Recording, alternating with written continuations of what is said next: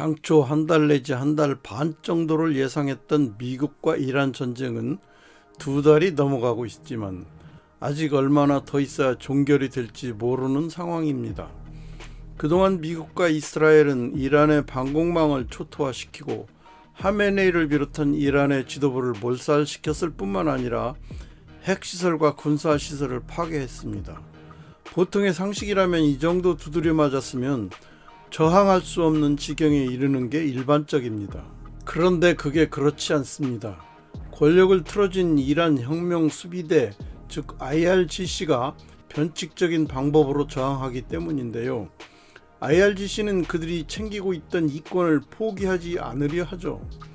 혁명 수비대는 허메이니가 이슬람 혁명 후 기존 팔레비 왕조 시대부터 있던 군부를 믿지 못해서 신정 세력을 수호하기 위해 만든 사병격의 군 조직입니다. 그러한 IRGC는 단순한 군사 조직을 넘어 이란의 정치, 경제, 사회 전반에 걸쳐 막강한 영향력을 행사하는 핵심 기구가 됐습니다.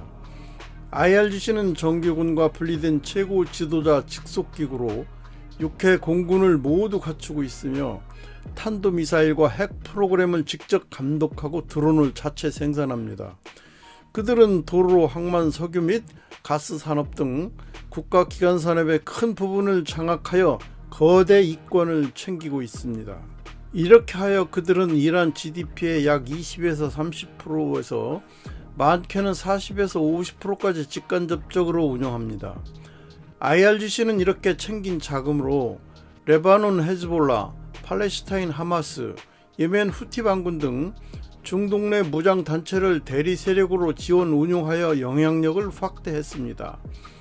미국과의 전쟁에서 이스라엘과 미국의 폭격으로 지도부가 사라진 지금 권력은 이들 IRGC의 수중에 떨어졌습니다.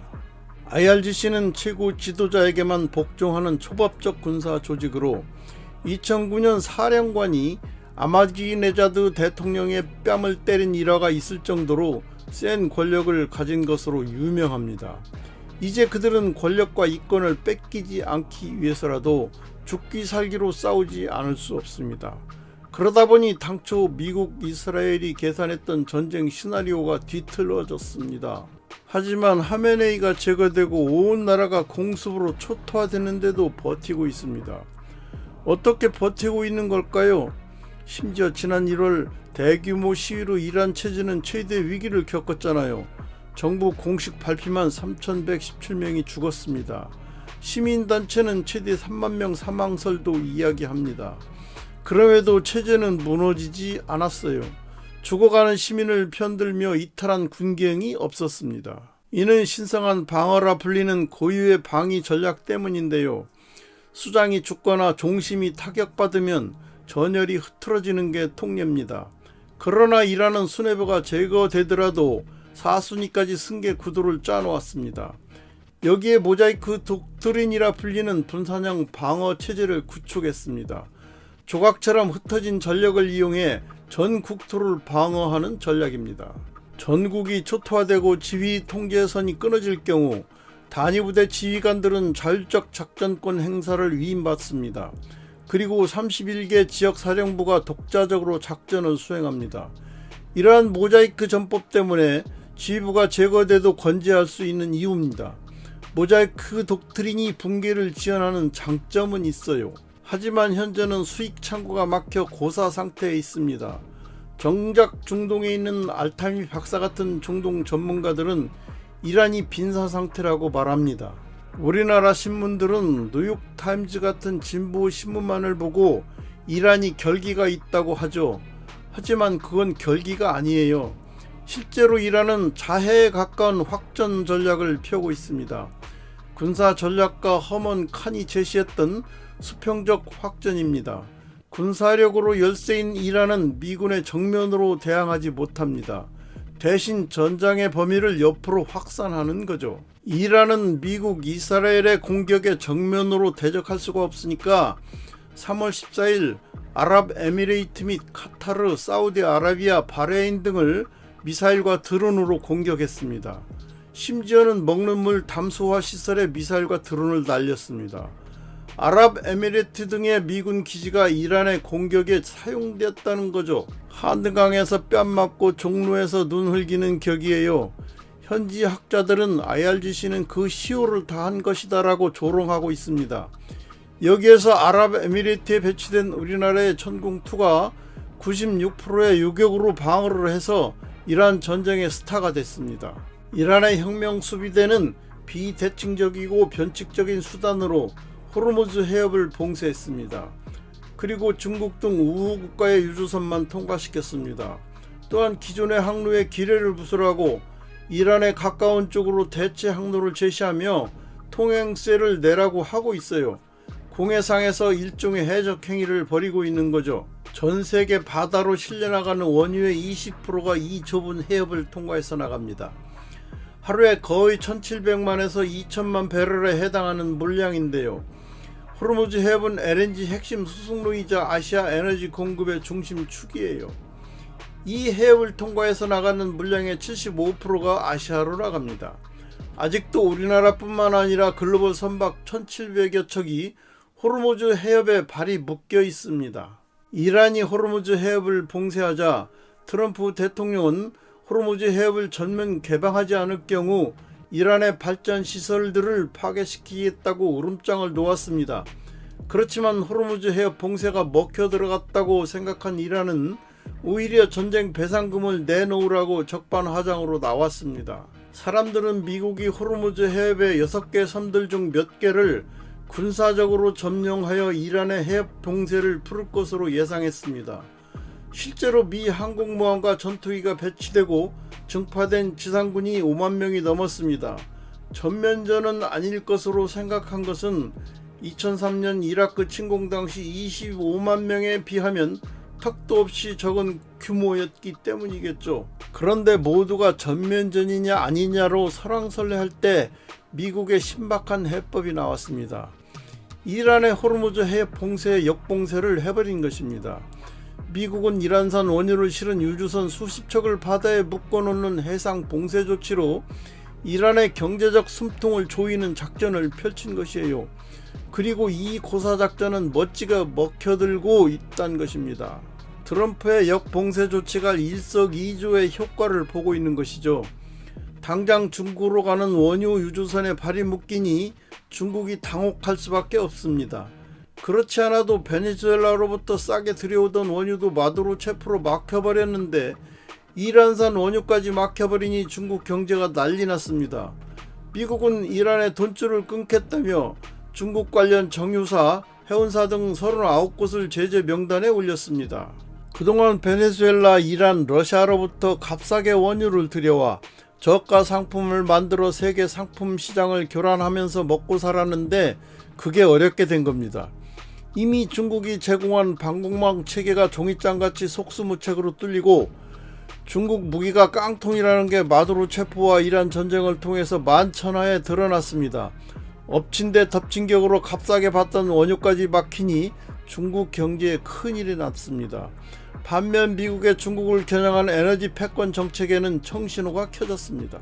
해상 역봉쇄 조치는 이란의 원유 유조선이 밖으로 나가는 것만 막히는 게 아니라 외부에서 이란으로 들어오는 상품 수입도 막힙니다.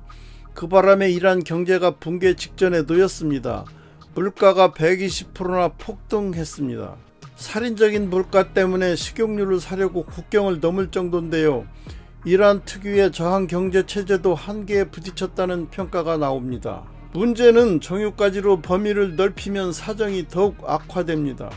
원유가 올라오는 유정은 수도꼭지처럼 단번에 잠갔다 풀었다 할 수 있는 구조가 아니기 때문이죠. 만약 급격하게 생산량을 줄여야 해서 압력 관리에 실패하면 내부 파열 등 문제가 발생할 수 있습니다. 그렇다고 원유 저장 시설이 그리 넉넉하지도 않습니다. 수출 봉쇄가 장기화돼 저장 시설이 포화 상태에 이르면 이란은 원유 생산을 강제로 중단하는 셔딘에 들어갈 수밖에 없는데요. 유전은 생산을 중단했다가 재가동할 때 기름층 압력 변화, 지하수 유입 등으로 생산성이 떨어질 가능성이 있습니다. 일각에서는 저장시설 포화로 인해 송유관 내부 폭발 가능성까지 제기되고 있습니다. 원유 저장고가 가득 차 유정을 강제 폐쇄해야 하는 탱크톱에 도달할 수도 있습니다. 그러면 산유량을 회복하기 어렵고 아예 유정이 불능화할 수도 있습니다. 해상 수출길이 막히면서 저장 탱크가 가득 찼습니다. 유조선을 떠다니는 저장고로 활용하는 방안도 한계에 다다랐습니다. 노후 탱크와 철도 그리고 컨테이너까지 동원하여 원유를 보관 중입니다. 궁지에 몰린 이란이 해협을 우선 개방한 뒤 핵 문제를 논의하자고 제안했지만 미국은 사실상 거부했습니다. 트럼프 대통령이 참모들에게 호르무즈 해협 봉쇄 연장 준비를 지시했습니다. 미국과 이란의 종전 협상을 위한 휴전도 벌써 한 달이 지나갔습니다. 그렇지만 협상은 언제 끝날지도 모를 정도로 지지부진한데요. 이스라엘의 공습으로 강경파 안보 책임자 알리 라리자니도 제거됐죠. 그리고 협상은 IRGC 출신의 갈리바프가 맡고 있는데요. 그런데 미국과 협상이 진전돼도 본국만 돌아가면 그게 뒤바뀐다는 거예요. CNN이나 뉴욕타임즈는 강원파가 대립하고 있어서 그렇다고 합니다. 하지만 현지 분석가들은 4명의 장성급 실력자들이 권력 투쟁을 벌이고 있기 때문이라고 합니다. 바히디 혁명수비대 총사령관, 갈리바프 국회의장, 졸가드르 국가안보회의 사무총장, 레자이 최고 지도자 군사 고문이 그들입니다. 이 4명이 80년대 이란 이라크전을 치른 동지들인데요. 이들은 IRGC 장성 출신들입니다. 바히디도 쿠스다구 군의 사령관을 했고 갈리바프도 IRGC 항공우주군을 이끌었고 테헤란 시장을 지냈습니다. 줄가드르도 혁명수비대 부사령관을 지냈고 레자이도 혁명수비대 총사령관을 지낸 실력자입니다. 그러나 이란 이라크 전쟁을 치르면서 서로 뒷다리 잡고 인사 경쟁도 하고 하면서 반목과 갈등이 극에 달한 견원지간이 됐습니다. 하메네이 최고 지도자 사망 이후 권력 공백을 이슬람 혁명 계승을 명분으로 혁명 원로 세대의 세력 경쟁이지요. 혁명 이란 이라크 전쟁 경험을 바탕으로 후계 구도가 형성되고 있습니다. 신정체제는 사실상 붕괴됐고 이들 4명이 서로 경쟁하면서 의사결정을 주도합니다. 죽었는지 살았는지도 모르는 모주타와도 의미 없는 얘기예요. 트럼프 대통령은 결국 이들 4명과 협상하는 것이라고 중동 전문가들은 말합니다. 베선트 장관은 머지않아 이란 하르그 섬에 저장시설이 가득 차서 취약한 유정의 원유 생산을 중단할 것이라고 말합니다. 이게 IRGC의 수익 창구인데 이게 중단되면 IRGC도 굶어 죽는다고 말이에요. 어떻게 보면 적은 비용으로 IRGC를 고사 상태로 몰아붙이고 있는 것이죠. 트럼프 대통령은 호르무즈 해협에 갇힌 제3국 선박들이 안전하게 빠져나오도록 구출 작전을 개시했습니다. 원유 수송을 막아 국제 유가를 끌어올리고 있는 이란의 호르무즈 해협 봉쇄를 무력화하겠다는 의도입니다. 작전명도 프로젝트 프리덤으로 자유와 해방을 뜻합니다. 교착 상태인 종전 협상의 돌파구를 마련하기 위한 충격 요법이란 해석입니다. 당초에는 베네수엘라의 마두로 제거처럼 레짐 체인지로 시작했는지는 모르죠.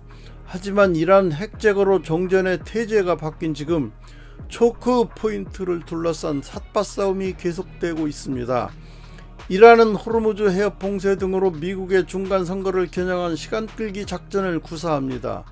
시간이 지날수록 트럼프와 공화당의 여론이 불리할 수밖에 없기 때문이죠. 이에 맞서 미국은 역봉쇄와 선박 구출 등 해협 봉쇄 무력화로 IRGC 수익 고사 작전을 구사하고 있습니다. 전쟁에서 무기와 보급 등 때문에 전쟁 자금은 필수적이에요.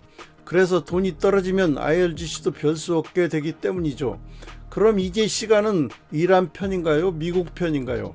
시간 싸움입니다. 그러다 잘 안되면 미국의 폭격과 이란의 수평적 확전도 다시 나타나겠죠. 그 사이 누가 상대방의 초크 포인트를 제압하느냐에 명운이 달려 있습니다. 이상 교착 상태에 있는 미국과 이란의 협상 전략에 대해 살펴봤습니다.